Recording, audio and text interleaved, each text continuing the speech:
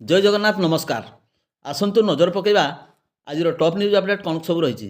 କିନ୍ତୁ ତା ପୂର୍ବରୁ ଆପଣମାନଙ୍କୁ ଗୋଟିଏ ଅନୁରୋଧ, ଭିଡ଼ିଓଟିକୁ ସମ୍ପୂର୍ଣ୍ଣ ଦେଖି ସୁଚିନ୍ତିତ ମତାମତ ଦିଅନ୍ତୁ।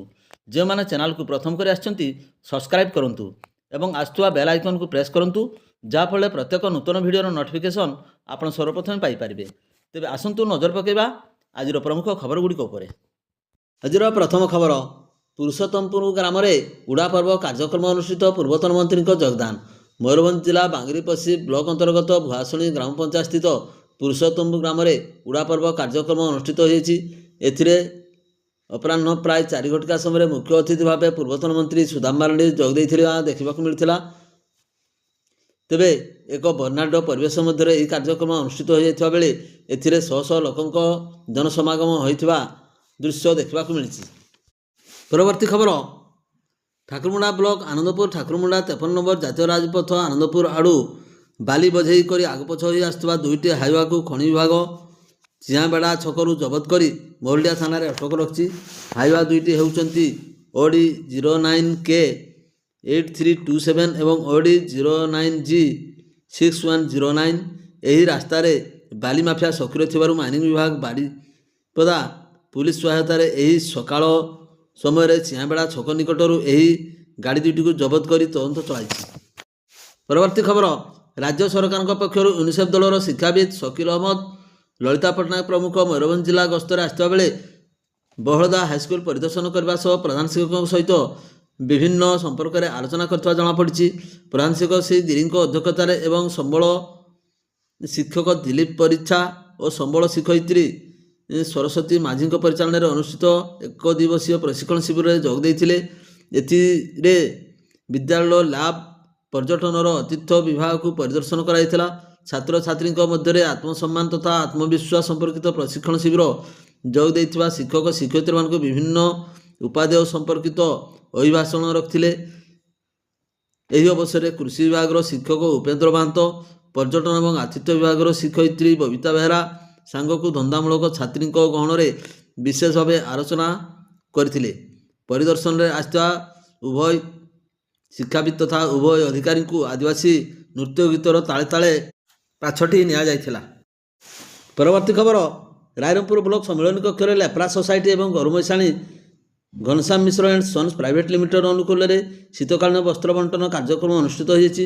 ମୁଖ୍ୟ ଅତିଥି ଭାବେ ରାଇରଙ୍ଗପୁର ବ୍ଲକ ଅଧ୍ୟକ୍ଷ ଜ୍ଞାନରଞ୍ଜନ ହେମ୍ରମ, ସମ୍ମାନିତ ଅତିଥି ଭାବେ ରାଇରଙ୍ଗପୁର ବ୍ଲକ ଉନ୍ନୟନ ଅଧିକାରିଣୀ Narayani Priyadarshini, Ghanashyam Mishra and son private ଲିମିଟେଡ୍ର ମ୍ୟାନେଜର ବିକାଶ ରଞ୍ଜନ ନାୟକ, ସାମ୍ବାଦିକ ଅନସନ ମହାନ୍ତ ପ୍ରମୁଖ ଉପସ୍ଥିତ ଥିଲେ। କାର୍ଯ୍ୟକ୍ରମ ପୂର୍ବରୁ କୁଷ୍ଠ ଏବଂ ଫାଇଲେରିଆ ଭିନ୍ନକ୍ଷମମାନଙ୍କୁ ନେଇ ଏକ ସ୍ୱଯତ୍ନ ଶିବିର ଅନୁଷ୍ଠିତ ହୋଇଥିଲା। ମୁଖ୍ୟ ଅତିଥି ଭାବେ ବ୍ଲକ ଅଧ୍ୟକ୍ଷ ଜ୍ଞାନରଞ୍ଜନ ହେମ୍ରମ, ସମ୍ମାନିତ ଅତିଥି ଭାବେ ରାଇରଙ୍ଗପୁର ବିଡ଼ିଓ ନାରାୟଣୀ ପ୍ରିୟଦର୍ଶିନୀ ପଣ୍ଡା ଯୋଗ ଦେଇ ଲେପ୍ରା ଏବଂ ଫାଇଲେରିଆ ଆକ୍ରାନ୍ତ ବ୍ୟକ୍ତିମାନଙ୍କୁ ସରକାରଙ୍କ ବିଭିନ୍ନ ଯୋଜନା ସମ୍ପର୍କରେ ବକ୍ତବ୍ୟ ପ୍ରଦାନ କରିଥିଲେ।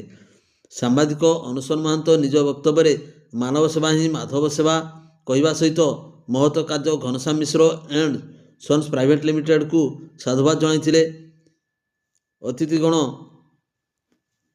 ସମସ୍ତ ବ୍ୟକ୍ତିଙ୍କୁ MCR ଚପଲ ଏବଂ କିଟ୍ସ ବଣ୍ଟନ କରିଥିଲେ। ବିକାଶ ରଞ୍ଜନ ନାୟକ କୁଷ୍ଠ ଏବଂ ଫାଇଲେରିଆ ଆକ୍ରାନ୍ତ ବ୍ୟକ୍ତିଙ୍କୁ ଚପଲ ଏବଂ ଆବଶ୍ୟକ ଜିନିଷ ଯୋଗାଇ ଦିଆଯିବ ବୋଲି ମତ ପ୍ରକାଶ କରିଥିଲେ।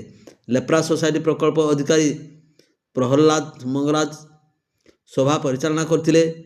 ଅମ୍ବୁବତୀ ଦଳେଇ ସ୍ୱାଗତ ଭାଷଣ ପ୍ରଦାନ କରିଥିଲେ। ଲେପ୍ରା ସୋସାଇଟି MIS ସୁଭଦ୍ରା ମହାକୁଡ଼ ଧନ୍ୟବାଦ ଅର୍ପଣ କରିଥିଲେ। ପରବର୍ତ୍ତୀ ଖବର, ଆଦିବାସୀ ହ ସମ୍ପ୍ରଦାୟର ମୁଖ୍ୟ ପର୍ବ ମାଘେ ପର୍ବ ବିଭିନ୍ନ ସ୍ଥାନରେ ପାଳିତ ହୋଇଯାଉଥିବା ବେଳେ ସୁକ୍ରୁଳି ବ୍ଲକ ଗମ୍ଭାରୀପାଳ ଗ୍ରାମରେ ଏହି ପର୍ବ ଧୁମଧାମରେ ପାଳିତ ହୋଇଯାଇଛି। ଗ୍ରାମ ଦେହୁରୀ ଗ୍ରାମଶାଳାରେ ପୂଜାର୍ଚ୍ଚନା କରିଥିଲେ। ନାଗରା ମାଦଳ ତାଳେ ତାଳେ ପାରମ୍ପରିକ ଆଦିବାସୀ ନୃତ୍ୟରେ ପୁରୁଷ ମହିଳା ଆନନ୍ଦ ଉଲ୍ଲାସରେ ପର୍ବ ପାଳନ କରିଥିଲେ। ପରମ୍ପରାକୁ ବଜାୟ ରଖିବା ନେଇ ଗ୍ରାମରେ ଯୁବକ ସଂଘ ଅନୁକୂଳରେ ମଞ୍ଚ ଆୟୋଜନ କରାଯାଇ ବିଭିନ୍ନ ସ୍ଥାନରେ ସାଂସ୍କୃତିକ କାର୍ଯ୍ୟକ୍ରମ କରାଯାଇଥିଲା।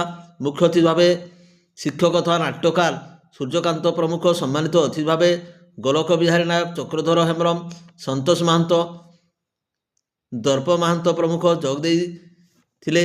କାଳିଆ ହେମ୍ରମ, ଅଜିତ ହେମ୍ରମ, ପବନ ସାନ ମହାନ୍ତ, ହରେକୃଷ୍ଣ ରମେଶ ମାର୍କଣ୍ଡ ପ୍ରମୁଖ କାର୍ଯ୍ୟକ୍ରମରେ ପରିଚାଳନାରେ ସହଯୋଗ କରିଥିଲେ। ସେହିପରି ଭଞ୍ଜକିଆ ପଞ୍ଚାୟତର ଭଗାବନ୍ଦୀ ଗ୍ରାମରେ ଧୁମଧାମରେ ମାଘେ ପର୍ବ ପାଳିତ ହୋଇଯାଇଛି। ଗ୍ରାମ ଦେହୁରୀ ଅନାଦି ତାଇସମ ଗ୍ରାମଶାଳାରେ ପୂଜାର୍ଚ୍ଚନା କରିଥିଲେ। ସତୀଶ ସିଂ ତାଇସମ ପୂଜାବିଧି କାର୍ଯ୍ୟକ୍ରମରେ ସହଯୋଗ କରିଥିଲେ। ପାରମ୍ପରିକ ବେଶ ପୋଷାକ ପରିଧାନ କରି ମାଦ୍ୟର ତାଳେ ତାଳେ ପୁରୁଷ ମହିଳା ମିଳିତ ନୃତ୍ୟ ପରିବେଷଣ କରିଥିଲେ। ପୂର୍ବରୁ ଗ୍ରାମର ଯୁବକ ସଂଘର ମଙ୍ଗଲ ସିଂ ତିରିଆ, ମୁନା ତିରିଆ, ଜନ୍ମେ ତାଇସମ, ଚନ୍ଦ୍ରମୋହନ ତାଇସମ, ବାବାଜୀ ତିରିଆ ପ୍ରମୁଖ ଏଥିରେ ଅଂଶଗ୍ରହଣ କରିଥିଲେ। ପରବର୍ତ୍ତୀ ଖବର, କରଞ୍ଜା ନୂତନ ଭାରପ୍ରାପ୍ତ ତହସିଲଦାର ବିକାଶ ବେସରା କାର୍ଯ୍ୟକ୍ରମରେ ଯୋଗଦାନ କରିଛନ୍ତି। ସେ ପୂର୍ବତନ ତହସିଲଦାର ଦିବାକର ମାଝୀଙ୍କ ଠାରୁ କାର୍ଯ୍ୟଭାର ଗ୍ରହଣ କରିଛନ୍ତି। ଦିବାକର ମାଝୀ ତାଙ୍କ କାର୍ଯ୍ୟକ୍ରମରୁ ଅବସର ଗ୍ରହଣ କରିଛନ୍ତି। ବିକାଶ ବେସରାଙ୍କୁ କାର୍ଯ୍ୟାଳୟ ପକ୍ଷରୁ ସ୍ୱାଗତ ଏବଂ ଅବସରପ୍ରାପ୍ତ ତହସିଲଦାର ବିକାଶ ମାଝୀଙ୍କୁ ଅବସରକାଳୀନ ସମ୍ବର୍ଦ୍ଧନା ଜ୍ଞାପନ କରାଯାଇଥିଲା। ଆଜିର ସ୍ୱାଗତ ସଭାରେ ସଭାପତିତ୍ୱ ଅତିରିକ୍ତ ତହସିଲଦାର ଶର୍ମିଷ୍ଠା ସାହୁ କରିଥିବା ବେଳେ ଲକ୍ଷ୍ମୀନାରାୟଣ ମହାକୁଡ଼ ମଞ୍ଚ ପରିଚାଳନା କରିଥିଲେ। ନୂତନ ତହସିଲଦାର ସମସ୍ତ ଅଧିକାରୀ ଏବଂ କର୍ମଚାରୀଙ୍କ ସହଯୋଗ କାମନା କରିଥିଲେ।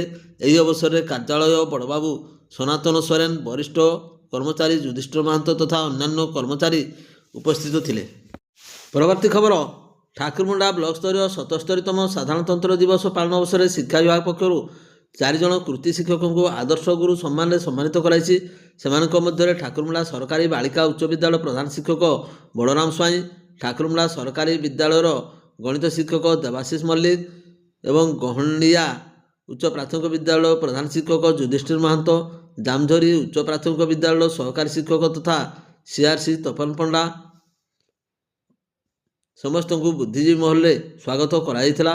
ବ୍ଲକସ୍ତରୀୟ ଜାତୀୟ ଦିବସ ପାଳନ କମିଟି ସଭାପତି ତଥା ବିଡ଼ିଓ ସ୍ୱପ୍ନେଶ୍ୱର ବେହେରା ସମସ୍ତଙ୍କୁ ଅଭିନନ୍ଦନ ଜଣାଇଥିଲେ। ମୁଖ୍ୟ ଅତିଥି ଭାବେ କରଞ୍ଜା ବିଧାୟକ ପଦ୍ମଚରଣ ହାଇବ୍ରୁ ସମସ୍ତଙ୍କୁ ମାନପତ୍ର ଏବଂ ଉତ୍ତରୀୟ ପ୍ରଦାନ କରି ସମ୍ବର୍ଦ୍ଧିତ କରିଥିଲେ।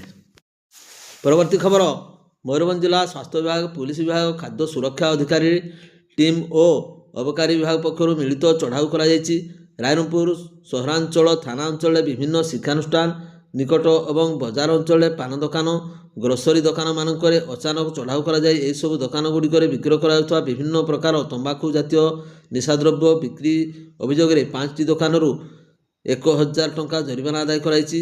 ଆଗାମୀ ଦିନରେ ଚଢ଼ାଉ ଜାରି ରହିବ ବୋଲି ଟିମ୍ ପକ୍ଷରୁ ସୂଚନା ମିଳିଛି। ପରବର୍ତ୍ତୀ ଖବର, ଉଭୟ କେନ୍ଦ୍ର ଏବଂ ରାଜ୍ୟ ସରକାର ଆଦିବାସୀ ବିକାଶ ତଥା କହି ନିର୍ବାଚନ ବୈତରଣୀ ପାର ହେଉଥିବା ବେଳେ ଆଦିବାସୀଙ୍କ ବିକାଶ ଲାଗି ବିଭିନ୍ନ ଯୋଜନାର କାମ ନିମ୍ନମାନ କରି କୋଟି କୋଟି ଟଙ୍କା ଚଳୁ କରୁଛନ୍ତି। କେତେ କ୍ଷେତ୍ରରେ କାଗଜ କଲମ ଯୋଜନା ଠିକ୍ ଭାବେ କାର୍ଯ୍ୟକାରୀ ହେଉଥିବା ଦର୍ଶାଯାଉଛି। ବାସ୍ତବରେ ବିକାଶ ନାଁରେ ସରକାରୀ ଅର୍ଥ ବର୍ବାଦ ହେଉଛି, ଫଳରେ ଗମନାଗମନରେ ଲୋକେ ହୀନସ୍ତା ହେଉଛନ୍ତି। ଏମିତି ଅବସ୍ଥା ଦେଖିବାକୁ ମିଳିଛି ମୟୂରଭଞ୍ଜ ଜିଲ୍ଲା ବିଜାତଳା ବ୍ଲକ ମାଣିକପୁର ପଞ୍ଚାୟତର କେନ୍ଦୁଆ ଗ୍ରାମର ଦେହୁରୀ ସାହିରେ। ଏହି ସାହିରେ ପ୍ରାୟ 7 ବର୍ଷ ପୂର୍ବରୁ ଏକ ପୋଲ ନିର୍ମାଣ କରାଯାଇଥିଲା। ଗତ ସପ୍ତାହରେ ଏହି ପୋଲଟି ଭୁଷୁଡ଼ି ପଡ଼ିଛି, ଫଳରେ ସାହି ବାସିନ୍ଦା ବାହାରକୁ ବାହାରିବା ଠପ୍ ହୋଇଯାଇଛି। ସରକାରୀ ଅଧିକାରୀ ଏବଂ ଠିକାଦାରଙ୍କ ସଲାସୁତରାରେ ଅର୍ଥ ହଡ଼ପ ହୋଇଥିବା ନିମ୍ନମାନର କାର୍ଯ୍ୟ ଯୋଗୁଁ ଏହିଭଳି ଅବସ୍ଥା ଘଟିଛି ବୋଲି କହିଛନ୍ତି ଗ୍ରାମବାସୀ। ମାସା ସଂଗଠନ ସଦସ୍ୟ ପୋଲ ଭୁଷୁଡ଼ିବା ସ୍ଥାନରେ ପହଞ୍ଚିଥିଲେ। ଏହି ପୋଲ ଭୁଷୁଡ଼ିବା ଯୋଗୁଁ କେନ୍ଦୁଆ ଦେହୁରୀ ସାହି ଲୋକମାନେ ଯିବା ଆସିବାରେ ବହୁତ ଅସୁବିଧା ସମ୍ମୁଖୀନ ହେଉଛନ୍ତି। ଏହି ପୋଲ କିଏ ନିର୍ମାଣ କରିଥିଲେ ଏବଂ କେତେ ଟଙ୍କା କାମ କରାଯାଇଥିଲା ସେ ସମ୍ପର୍କରେ ସେଠାରେ ସୂଚନା ଫଳକ ମଧ୍ୟ ନଥିବା ଦେଖିବାକୁ ମିଳିଛି। ଏହି ବିଷୟରେ ମାସା ସଂଗଠନ ସଭାପତି ରାମ ମୁର୍ମୁ, ଜିଲ୍ଲା ସମ୍ପାଦକ ହାଡ଼ିବନ୍ଧୁ ଟୁଡୁ, ବାମନଘାଟି ସଭାପତି ସୁନୀଲ ସୋରେନ, ସମ୍ପାଦକ ମାସାଙ୍ଗ ହେମ୍ରମ, ସାଂଗଠନିକ ସମ୍ପାଦକ ଜଗନ୍ନାଥ ମୁର୍ମୁ, ବାମନଘାଟି ଉପସଭାପତି ଗଜେନ୍ଦ୍ର ସୋରେନ ସହ ସମ୍ପାଦକ ଅନାଦି ସିଂଙ୍କୁ ଏବଂ ପିଥ ସୋରେନ ଏହି ପୋଲ ସମ୍ପର୍କରେ ଉପଜିଲ୍ଲାପାଳଙ୍କୁ ଦାୟୀପତ୍ର ପ୍ରଦାନ କରିଥିବା ଦେଖିବାକୁ ମିଳିଛି। ଭିଡ଼ିଓଟିକୁ ଶେଷ ପର୍ଯ୍ୟନ୍ତ ଦେଖିଥିବାରୁ ଆପଣଙ୍କୁ ଅଶେଷ ଅଶେଷ ଧନ୍ୟବାଦ।